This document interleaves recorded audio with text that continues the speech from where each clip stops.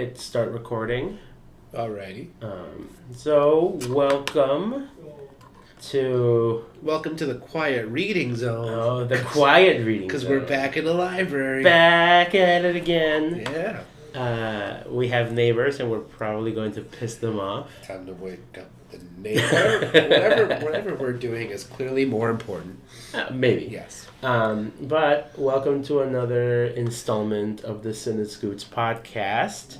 I don't remember What your name is? what podcast number this is for the episodes. Well, I think we said in our previous one it was number 8, but my dad's like, this wasn't number 8, this was number 7. Ah, okay, so then this is number 8. I don't know. Maybe it was even number 6. God damn it. I don't know. So let's say this is number 8, officially. Yes. And then from here on, if everything is out of whack, then it's out of whack. Yep. Fine. So episode 8.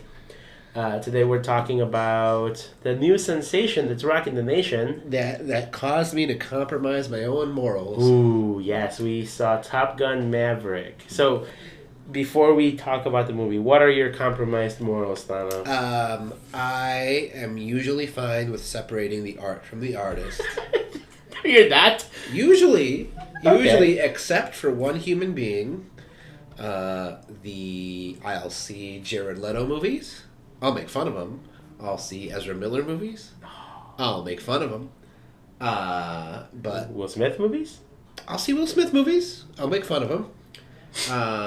But for me, the Antichrist, the great Tom Cruise, was out of question. Out of question. For so long. For so long. How many times have I tried to be like, hey, let's watch Mission Impossible Rogue Nation. Let's watch Mission Impossible Fallout. And every single time. No.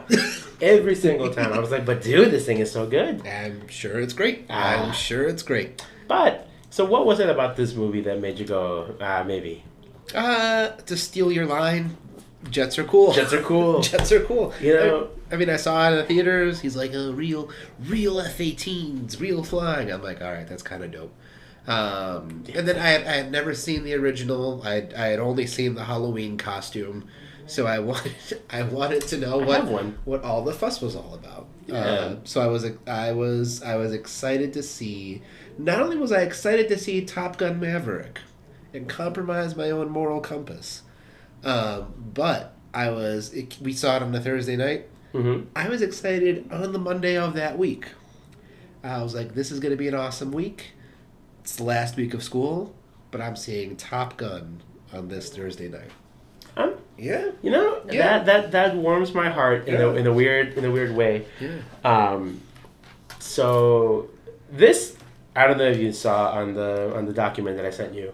This is hands down the longest synopsis that we have had so far. Yeah, usually they're like a sentence or two, which is funny because as we were preparing for this, I said to you, I feel like this is going to be a short episode. Because once again, I think the film boils down to your quote. Jets are fucking cool, Jets dude. are cool. Jets are cool. But so usually we start with talking about the synopsis. So all right, hang on. All right.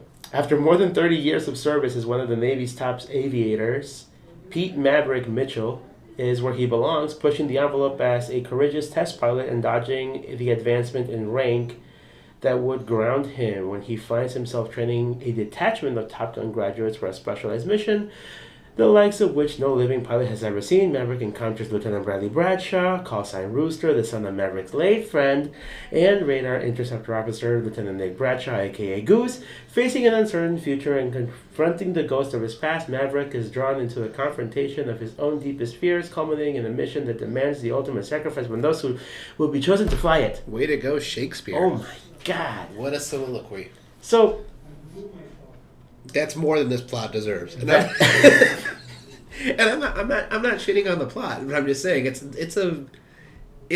you go to see what's on the screen. yes. Yes. And like, this whole little synopsis is longer than any dialogue in the trailers. Yeah. They could just been like, hey, Maverick is back. He's training people to do a dangerous mission. Yeah.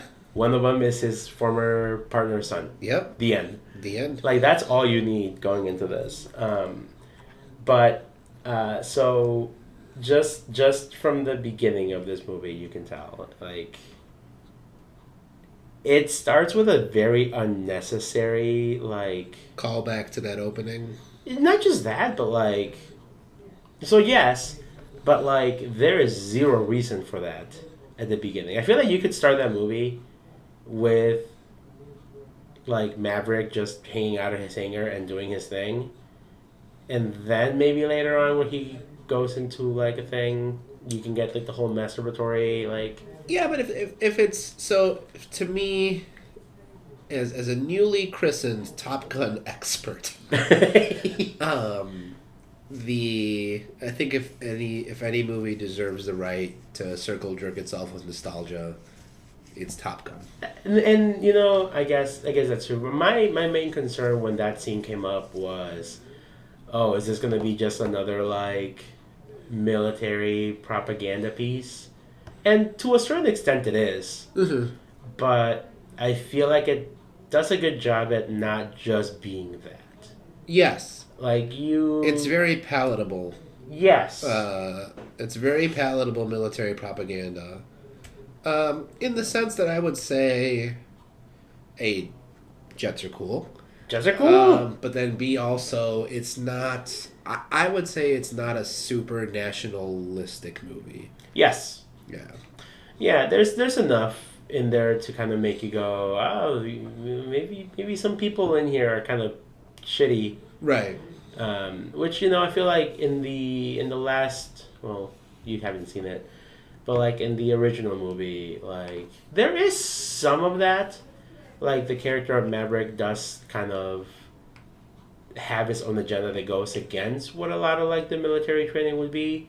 So it's kind of, it does have that you know, through line, but I feel like it's definitely more pro-military, pro-American exceptionalism in the former movie. Well, it's funny because as I was preparing for this discussion, after we saw the movie and we knew we were going to record, I was like, what am I going to talk about besides the fact that like jets are cool? And I thought I've stolen your line so many times. So I deserve to be the recipient of a copyright lawsuit. Anyway, so I was like, well, what can I talk about that's of sophisticated conversation? Sure. And then I was like, well, the Scientology route interests me because I'm curious as to how much of this film would fit along with like the icon of what an ideal like Scientologist is, and I entertained that for an option, but I was like, nah. But then Google this at home, ladies and gentlemen. I researched one of my favorite rhetoricians and sociologists. His name is Robert Bellah. He specializes in a topic called American civil religion. Wow. Wow. This bitch drinking his Coke Zero. His Coke, not even OG Coke in our session. Coke Zero tastes better. Wow, fuck you. Coke Zero slaps. So anyway, I researched Robert Bellah, Bella. He's an American civil religion scholar. If you don't know what that is, it's basically this idea that everything that we do in this country, from like singing the national anthem to how we look at like the State of the Union, how we understand historical figures, like kind of mirrors the way religions work. And even though like it is a secular religion, like you can look at Americanism and you can see how it like functions as a religion for many people. Oh, yeah. Anyway, so I cracked open one of his essays, and the thing that I found was most pertinent is he talks about how America's in this weird tension between liberalism and republicanism. And don't use your modern understanding of the words in there. Basically, it's between what is good for the individual and what is good for the collective, right? And I think one of the ways that this film is, I mean, the main way that it's cool is that, say the line, Jets are cool. Jets are cool. But if you're gonna look for that American propaganda piece, I don't know if I would necessarily call it pure propaganda, but it does kind of play with the line of like Maverick versus the team. Yes. And like, when do the team dynamics come to fruition? When do the Maverick dynamics come to fruition? And what Bella says is odd about America is that we kind of are in a cognitive dissonance where we kind of say like, individual, like collective, they both work together, right? And we just it's a contradiction. Yeah, but we kind of make ourselves believe that the contradiction works, right? When in our case, and I think this movie does that.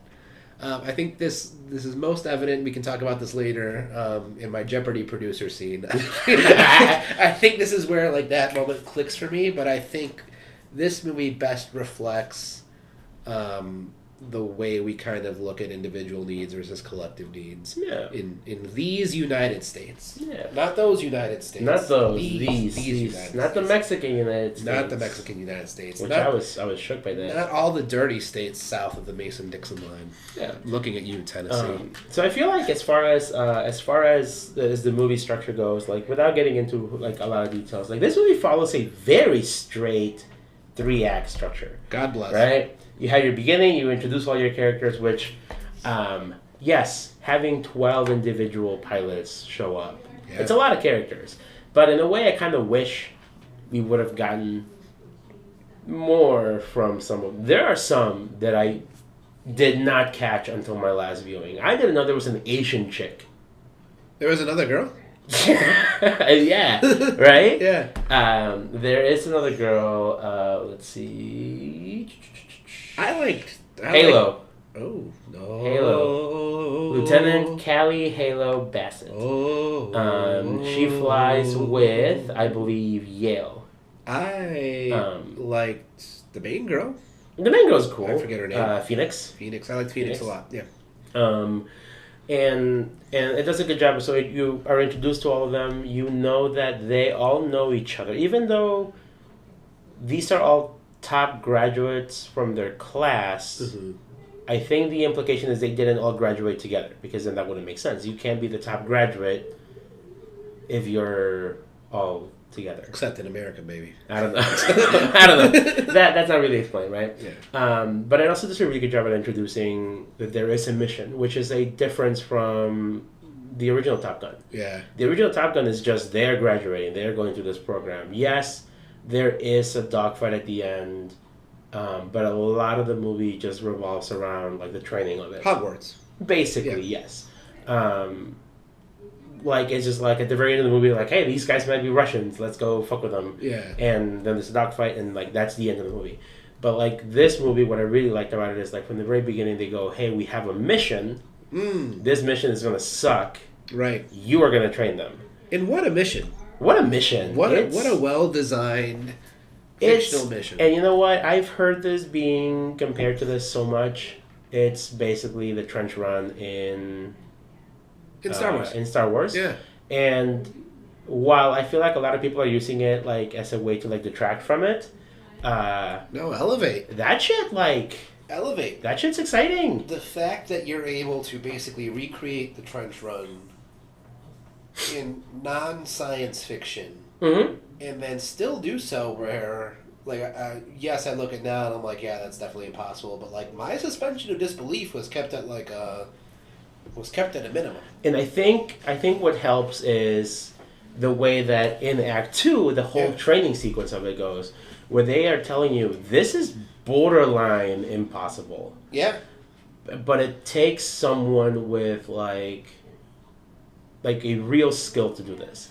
And we'll talk more about it later, but like there's something that Maverick says to one of his superiors along the lines of like, these people have been told like their whole career, you are the best of the best, no one is better than you, that they've grown accustomed to whatever they do is the best. Trophy generation. Basically. Snowflakes. Kind of, yeah. Right? But like that can potentially get them killed. Right. And so I think it's a very well structured movie, because then when the final run does come in, even though I have one tiny issue, I think it overall comes together very well. So, spoiler alert for episode 3 of Obi-Wan. which have you seen? I have not seen it. Oh, then I'll shut. Oh, okay. You're sure? I don't care enough. All right. So, for those of you who have seen episode 3 of Obi-Wan, this won't come out until probably at least Friday. Yes. So there is a scene at the end. So he fights Darth Vader in this episode. Oh, already? And much of that is actually very well done. But they have to get to the point where he escapes. Mm. And the way that he escapes involves some fire, and it involves some assistance from a droid. But to me, the episode did not do a good enough job of framing that. Let me back up. It doesn't make sense that Darth Vader wouldn't pursue him right then and there. Like he definitely looked like he had the means to pursue. But however that episode is shot does not convey that it is believable that he would, that he would stop the pursuit and then still hunt him later. Okay. Whereas in this movie, it really takes its time with, like you said, about the idea of the impossible, and then them being used to being the top of their class. It takes its time with all their failed runs, right? In the practice Death Star trench run, where, like I said, I'm like 99% sure such a maneuver would be impossible, but I believed it in every second of the movie, and I think it just shows that if you really, really care about suspension of disbelief, you have to take your time with explaining, with showing, and it's show not tell, right? How they get it done. So, and I think that's very evident in yes, these are supposed to be the best pilots. So maybe if this was the class going into the Top Gun program and graduating, maybe you'd be like, oh, there's no way, this is definitely not happening. I don't believe that these guys will all be able to do it. But they do show that Hangman, for example, can do all of this. Yep. He's just not a team player. That is his only flaw as a pilot. Which it's fine if you're running a solo mission, but when you have to make sure that your crew in a mission like this is successful, that can't work. So let's I would say let's talk some details now. I guess final thoughts really quick. As far as non-spoilers go, if you are interested in a very good non-Marvel, non-huge establishment blockbuster, I think this is probably going to be the summer's best. Definitely. And I would also say, see it on the big screen if you haven't already. I'm not as particular with that as some people are. I like movies more for the fact that you're with other people and you're cut off from all your other distractions. Sure. But some people are like, oh, you have to see this on the big screen, and I'm not usually that person. No, for this, I'd say you have to see this on the big screen. So to that effect, so we watched it together in Dolby. Yep. So our local Dolby theater is mainly focused on sound. Yeah. And contrast in the screen. Yeah. Right. So really sharp picture, and then the really loud sound. I did also catch it in IMAX later that same weekend, and not very many movies I feel warrant an IMAX distinction. You could be like, hey, you can watch it on this or this and you'll be fine. There was something about when the screen just opened up. Yeah, you can tell because the aspect ratio changes. It looked really cool. Yeah. Seeing more of the cockpit, it just made it feel way more immersive. It was really interesting. But yeah, I agree. See this in the theater. The theater with the loud sound. No matter how good you think your setup is at home, no, it's not gonna be good enough. And you're not watching this for the plot. You're watching this because jets are so fucking jets cool. Are cool. Dude. Jets are cool. And so speaking of jets being cool, now let's go ahead and talk about the actual movie, right? So the whole point of the movie is Tom Cruise is training these people. Yeah. He could have retired by now. He could have been an admiral like Iceman is. He could have been a senator like. He could have reached Phaeton level 69. Yes. But he decides he wants to keep flying, which honestly. Because jets are cool. Jets are cool. Yeah. Like that's it's did, the pussy of aviation. I did love. Yeah. Sorry, children. I did love that opening pushing Mach 10 Yes. sequence. And it shows that he is willing to, even though he is old as shit. Yep. He is pushing 30 years of flying. He is willing to risk himself to just live in the danger zone. Live in the danger zone and to push the program that he really does believe in. Mm-hmm. Right? Because the whole thing is they are canceling the program, but he needs to show that this program is still viable. Still viable, right? A story told in many films and shows and movies. But I think this movie does a good job at like you said, showing you and not just telling you sir, this program is cool. Yeah. You watch him struggle to maintain his composure where he's being pushed by all the G forces and shit. Yeah. And another thing that I mentioned when we were talking a little bit about this movie is it does such a good job at showing you just how hard it is to be a pilot. Yeah. Because I'm not gonna lie, jets are cool, but you never consider how painful that is. You go on a roller coaster, and sometimes you go, oh, my head hurts. Yeah. And you are at most experiencing maybe one G in your face. So I'll say it because she doesn't listen to this podcast. So my girlfriend, when she grew up, wanted to be a pilot. She still kind of entertained. I did too. Yeah, she still kind of entertained the option of joining the Air Force and being a pilot, in fairly recent adulthood.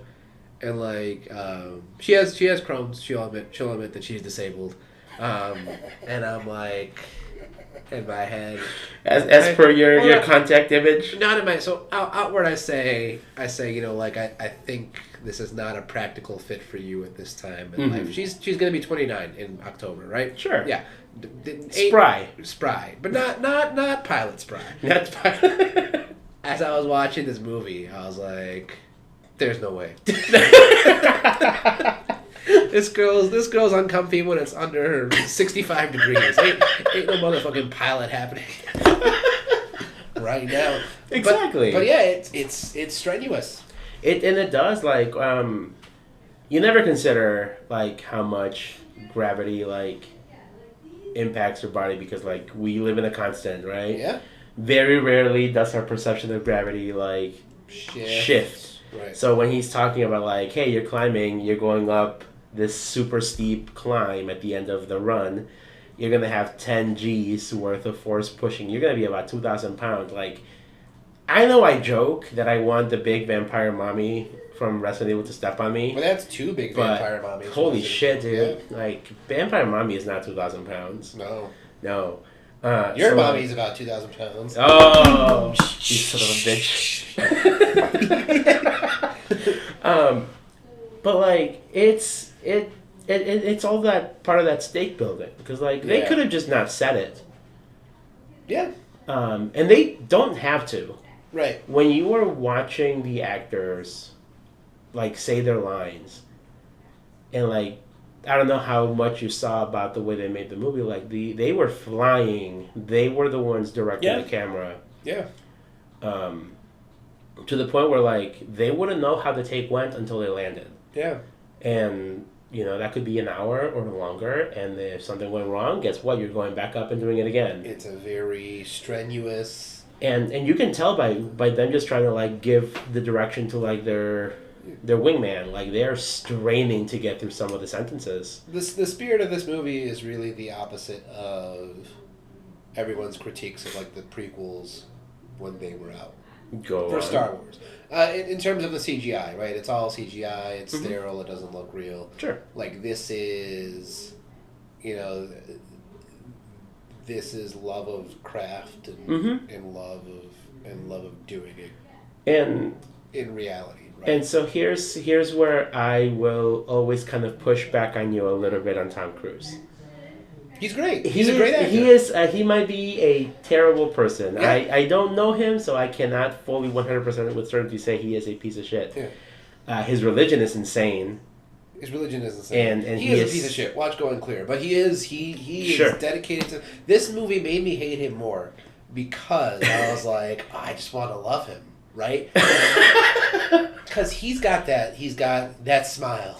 And that's smile. at the beginning when they show his like little intro. Yeah. Like he has this like stupid look in his face. Like he is excited to share this with you. Yep. Like he doesn't know what he's going to say next because he is just so giddy about telling you like we made this movie and it's so cool. Yes. And I agree with you. Like you want to like him. Yeah. And you just don't know if you can. But this movie would not have been made without him. Nope. Like, I cannot think of anyone other than, like, the John Wick people. But that's completely different. Because that's stunt work. Yeah. Right? That's choreography. This is something else. Yeah. And like, seeing the whole movie, I had a really hard time finding where the CG was. Yeah. Same with me. I looked, and I know that I watch a lot of movies, so I've trained myself to like find some stuff. Yeah.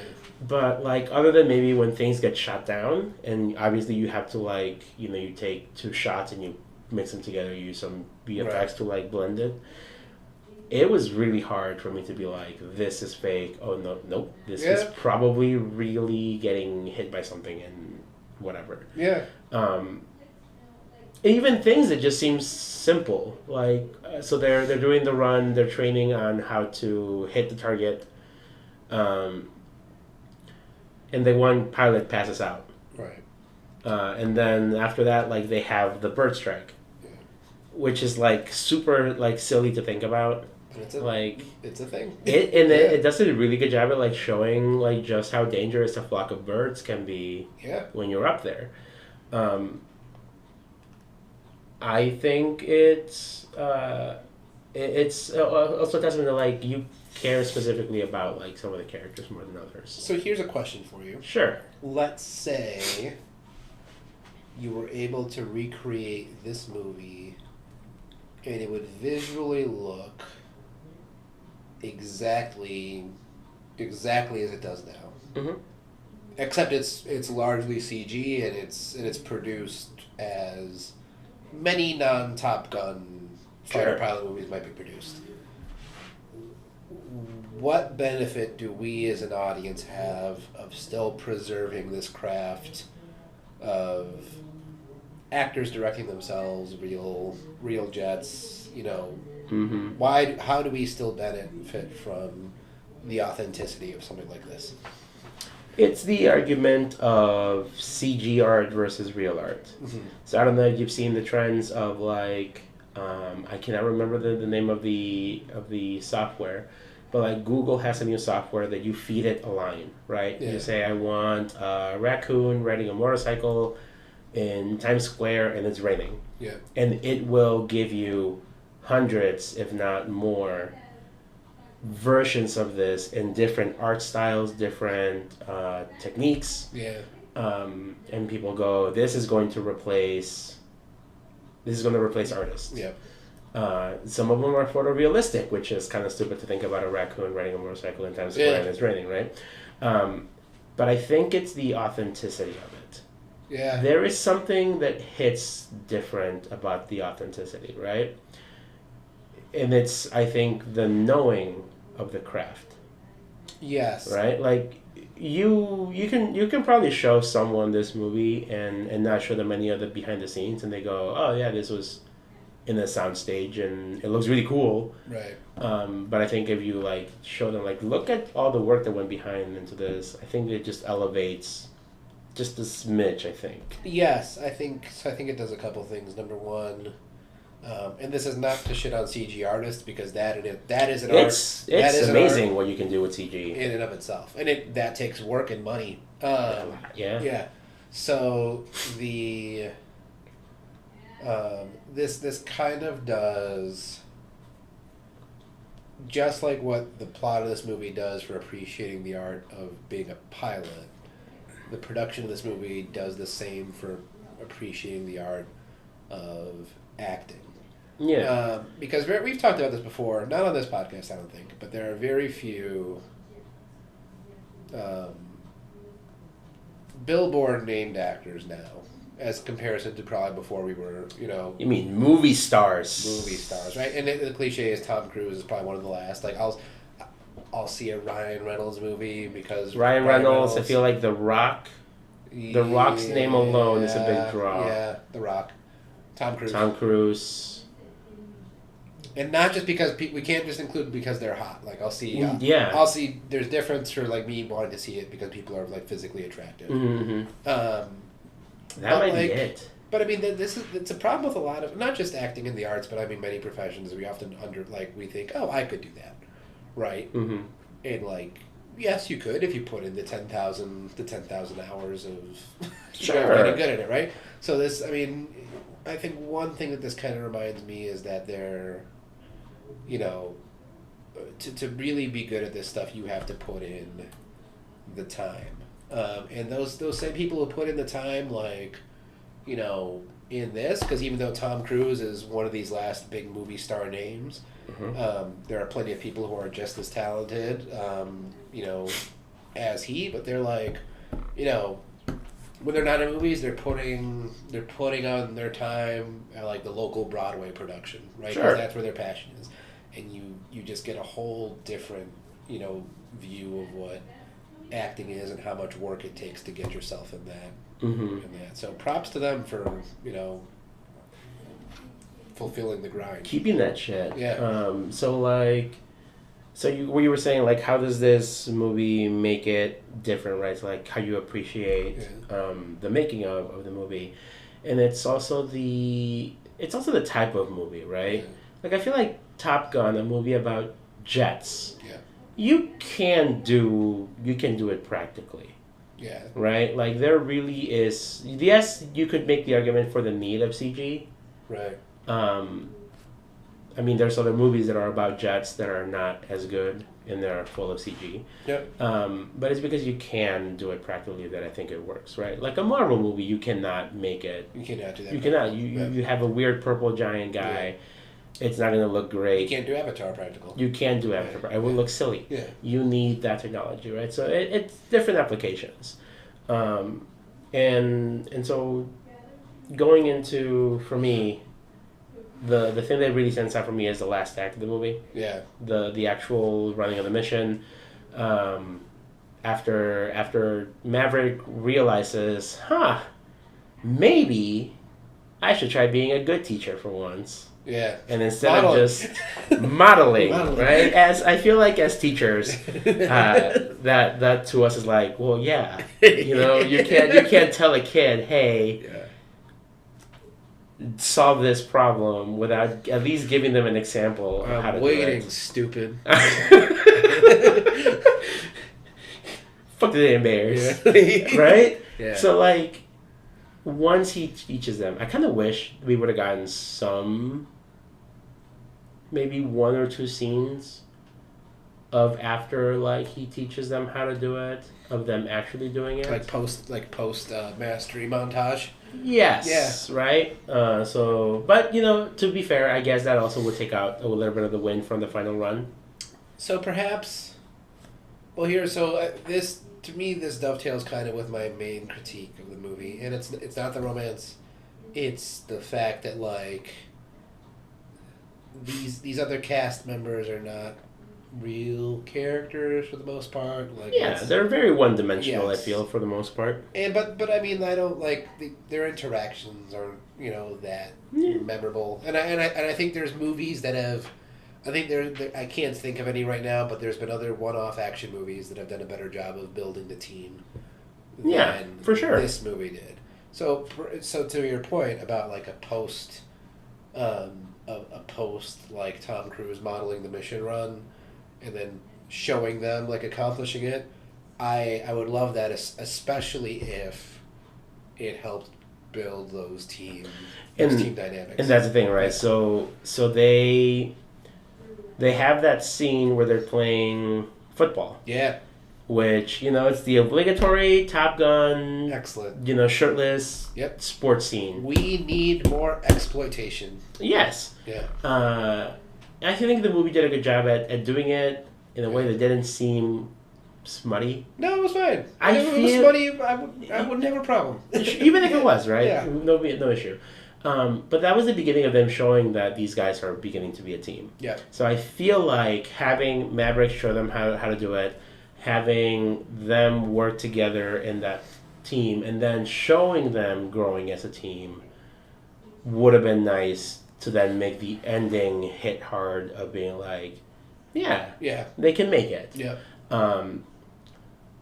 So that was my only complaint. I agree that as far as for me, my biggest issue with the movie is we didn't need a romance, like a romantic interest for Maverick. No, I mean so there's, how shall I say?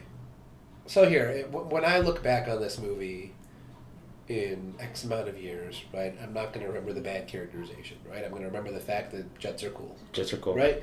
And at the same point, like you just sort of need those characters there, and the jets aren't going to be as cool if you don't have many people flying them, right? Mm-hmm. So, likewise, even though the romance itself is kind of boring, and as far as boring romances goes, it's not the most boring I've ever seen. It's not the most boring I've ever seen in my life. It's not a Godzilla movie, right?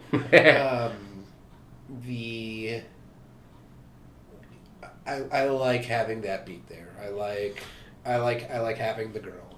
I don't know if it was like a full on dislike. It was like I would much rather be doing somewhere else. Yeah, it could still be there, but there were some things that were just a little too long. Yes. Whenever I was in those scenes, I was like, all right, let's go. When we visited that stupid bar too many times. That stupid ass bar. I was like, these rules are unethical. What is the legality of those rules? You put your phone on the bar and then suddenly you're out $3,000? And then can you sue the U.S. government for having them throw you out of the bar? Ooh. I don't know. But actually, constitutionally, can you sue? Isn't there some sort of law about, isn't there something in the Constitution? I have not being able to sue whatever. I'm making an ass out of myself right now, so I will stop. I'm a constitutional law expert. But while those scenes in themselves were not captivating in any way, shape, or form, the film is different and better if he has the girl versus if yes, I would agree. Yeah.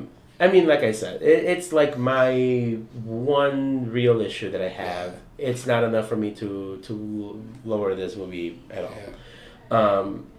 So I will say I enjoyed the fact that even though we knew the risk of the mission, we knew what the mission entailed. Right. We did get a really exciting dogfight. Yeah. At the end. Yeah.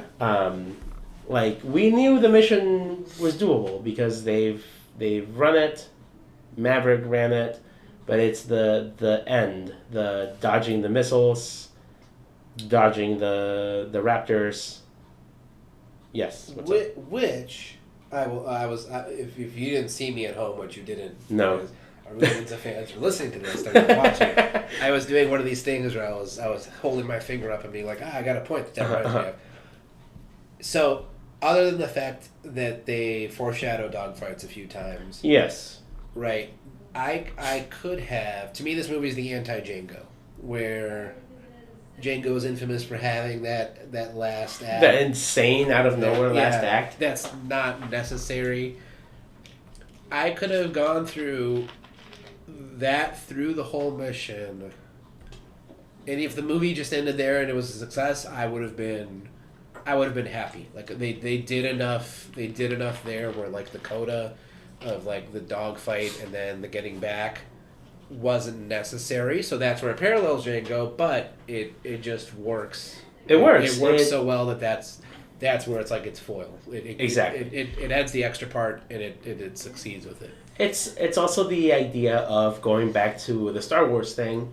When the Death Star explodes, that's it. That's it. Like, there is no additional scene of TIE fighters chasing Luke. Yeah. Right? There's no more lightsabers. Nope. That's it. That's the end. Yeah. So, I don't know if it was just because I was just, like, conditioned into that when they start climbing and then you see the Sams move. Yeah. And I'm like, oh, right. They need to get out. Yeah. And the whole scene was really exciting. I know that we've run this comment to the ground. Jets are cool. Jets are cool. But in my heart, the thing that makes me the happiest about jets is the flares. Yeah. I don't know what it is. In GTA Online, I have my own jet. And if I'm ever flying it, I will just click my button because my flares go... Well, I think what I enjoyed most about them is when you play most video games, especially anything from like the N64, like GameCube era. Like if you're flying your plane, you just hold R for infinite machine gun. Sure. You press L for some missiles, right? But everything you do is just like, shooting at something else or maneuvering. Whereas the majority of like the functions that these jets were doing were either the flight maneuvers or the flares themselves to block the sand batteries. Whereas if you were playing most any video game, you would fly around Zoop and you would shoot the battery, right? But that's not how real life works. So I enjoyed that because it's like, it shows you the limitations of these really cool. Yeah. Like it's not a video game. Like it's cool, but it's not just gun fest, right? Exactly. And so like there's all these instances where like they run out of flares. Yeah. Like you get 2, maybe 3 flares if you're being reasonable, maybe more. I don't know how many there are really. But like if you're out and the enemy has more SAMs. More SAMs, or if they have any rockets still available in their jets, you got to eject. You're fucked. Yeah. And then that also shows like what happens when you can't eject. Yeah. At the end of the movie, they go back and they have to pay homage to the old movie. They fly in the F-14, which is the press R to shoot machine gun, right? It has a very limited, and it shows you how much ammo it has. It's not a lot. I mean, where he's I think they show you like before he fires, he's got like 150 shots. Yeah, and you're like, that is not a lot. 3 seconds. Yeah. Yeah, and I mean it shows he says I have one last shot and there's 33 shots left. Yeah. So it just shows like in one press that's 33 and that you're out. Yeah.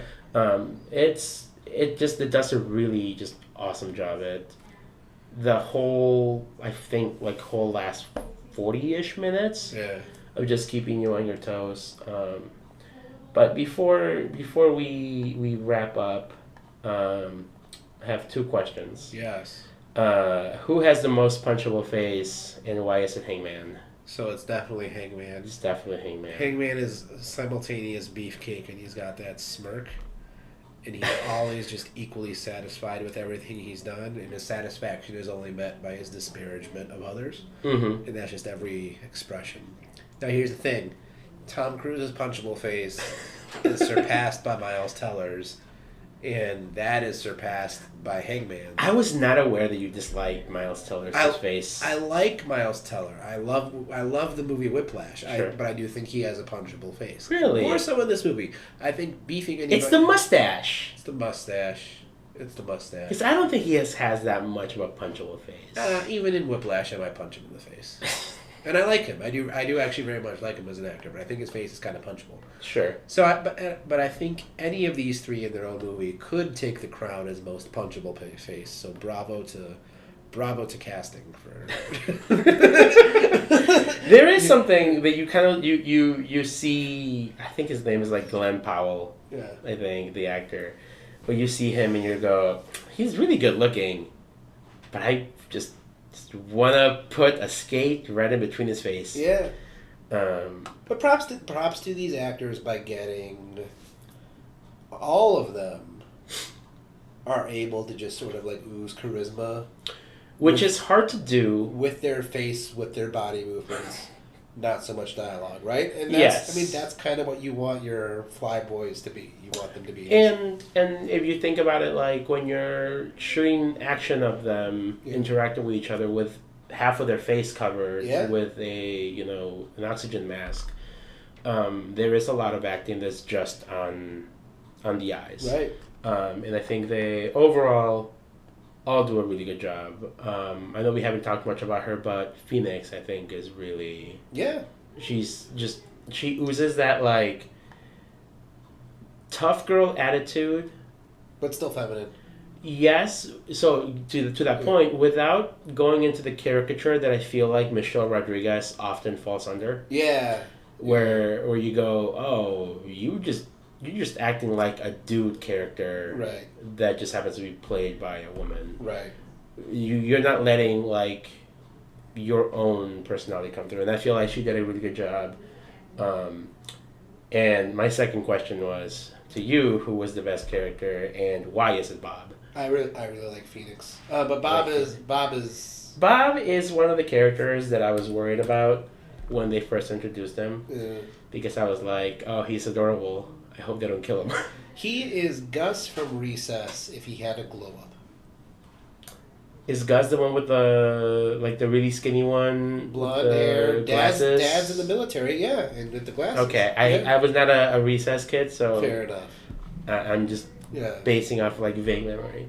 But that's kind of the nice thing. Like, you can find a side character in this, and you can be like, I like them for this reason, or I like them for this other reason. Yeah. I really like Bob because of his just kind of like, he's kind of aloof. Yeah. He's aloof. I mean, he is, right? Yeah. He just is. And so then, now that we're moving on to our closing here, because we are 45 minutes. Whoa. Not bad. Not bad. So with this being a legacy sequel, I think it's probably the best legacy sequel that we've got. Yeah. Like I was saying beforehand, and I know I'm about to speak sacrilege, I watched this movie. I hadn't seen the original. Mm-hmm. I went to go at night. I put the original on Netflix, which if it hasn't left yet, it's leaving very soon. It's on Peacock. It is, and Paramount. Paramount. So it's somewhere, but I think it's if you only have Netflix, hurry your ass up. But you might not be able to. It's a rights thing, yeah. Yeah. I watched it. I was having a good time, but I was like, yeah, I'm tired. I'll go to bed. And I was like, you know what? I don't have desire to watch it. Not that it was bad, but I was like, I think, dare I say, I think this sequel is just probably a better version of that. On every possible aspect, this movie is significantly better. Yeah. So I think it's one of those movies that, like, if this was your first experience with this franchise, if that's what you want to call it, I think this movie stands on its own way better than anything else. Yeah. So, like, just the most recent example, The Matrix Resurrections. Did you even... No. No. It just, like, leagues different, like, in quality. Yeah. Especially compared to, like, well, the old Top Gun is really beloved, and this movie, I can guarantee you, anybody who liked the original is not going to come out and be like, this does not stand up to my Top Gun. Exactly, yeah, there's no way. Right. And we've talked about doing this before, a PG-13 movie that drops an F-bomb. Yeah. I think this has, they use. have a very peak very well. And so we mentioned that this movie is making a lot of money. Yeah. It has broken record for best Memorial Day opening. Not adjusted for inflation. Mm-hmm. Adjusted for inflation is still Pirates 3, but it did beat Pirates 3 by about $7 million for the 4-day. But the most impressive thing, and the thing that I think got me the most excited for this, even though I was already pretty hyped, was like the reception it was getting. Yeah. It's 97% on Rotten Tomatoes by critics by like all critics. But like top critics, these are like the picky critics. It's at 99, which is like holy pretty shit. impressive. Yeah. And I think even you got a reaction out of this. 99% from the audience. Yeah. With an average score of 4.9 out of 5. Yeah. Which is that's really fucking good. insane.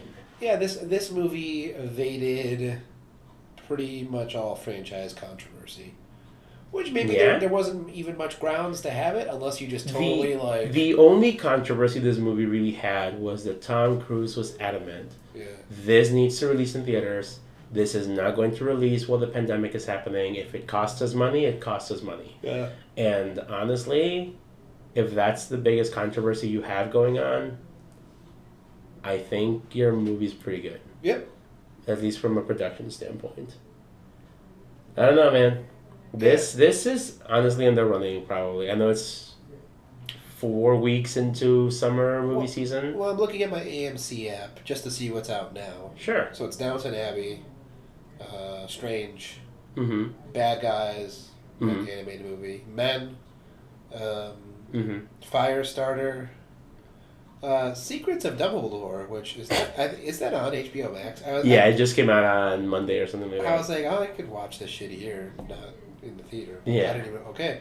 Northman, which is coming out on one of the streamers soon. Nick Cage the movie, Family Camp, Father Stew, Top Gun, Bob's Burgers, Montana Story, Sonic 2, Everything Everywhere, The Lost City, and then, there's... A lot of those are very limited in some places, and it's mostly like already available on streaming. And then everything else is their like special feature. Yeah. So I mean, there's it's not got so much competition right now. No, I know there's a couple movies coming out soon, that could potentially be like some competition for the movie, but nothing for at least.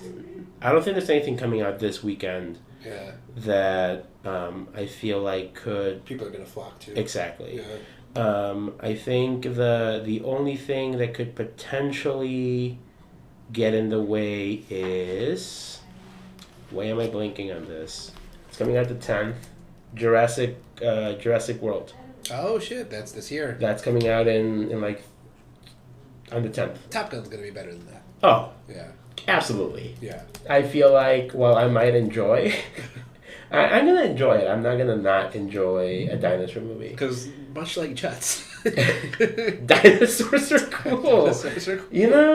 I feel like you're not taking this conversation to heart, Donald. I've said it more than you. Yeah. But yeah, that's the next big movie. So it has. But I think I like it better than that. I think I like it better than Lightyear. Oh, absolutely. Is Elvis out? I'm excited for Elvis. So, you know what the funny thing is? Elvis is coming out the same weekend as the Black Phone, and I'm more excited for the Black Phone. I was just say there's Black Phone. Who's in that? Ethan Hawke. Okay. Ethan Hawke. That's June. That's it for June. Minions. And Love and Thunder comes out on July 8th. Yeah. So I think it's got potential, and the fact that it has a really good cinema score, I think is gonna make people go. Color me impressed with Top Gun. I am pretty confident saying this might be in my top 3 of the summer. Yeah. Wouldn't be surprised. Would not be surprised. I would not be. Yeah. Anyway, well, any last thoughts before we call it? We did not make one 9/11 joke, and that is okay.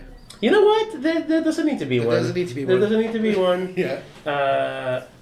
Ooh. The call signs are cool. Yes. There's something about call signs that I just never really considered. If you had a call sign, what would be your call sign? Pooper Scooper. Oh, god damn it. All right. Everybody, thank you for listening to the Cine-Scoots podcast. We will be back in a couple of weeks.